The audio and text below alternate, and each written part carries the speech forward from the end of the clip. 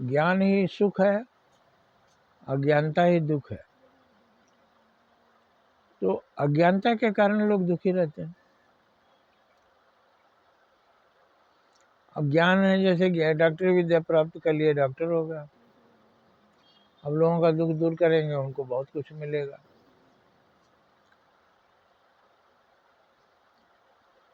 पढ़ लिख कर इंजीनियर बन गए, अब वो सुखी रहेंगे।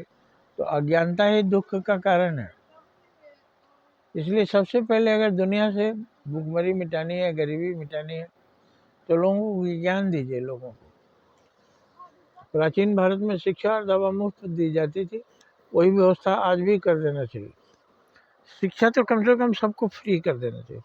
सरकार पढ़ाने का खर्च वहन करे, शिक्षक रखे पढ़ावे।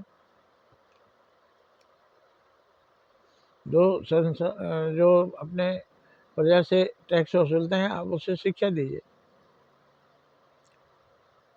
आप कुछ भी करेंगे, गरीबी नहीं मिटेगी जब तक उनको शिक्षा नहीं मिलेगी। भारत में जातिवाद है, जो जातियां नहीं पढ़ सके या ऊंची जाति के लोगों ने नीचे शूद्रों को पढ़ने ही नहीं दिया,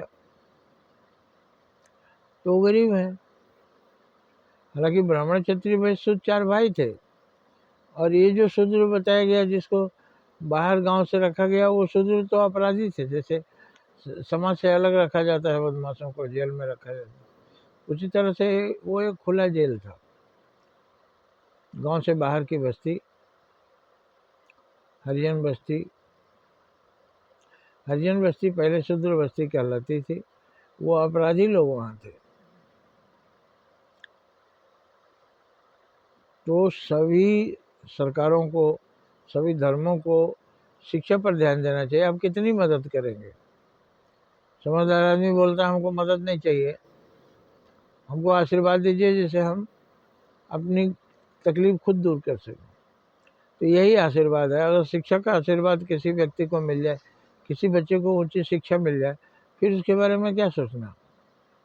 वो भूखा थोड़ी रहेगा, वो 10 लोगों को खिलाएगा।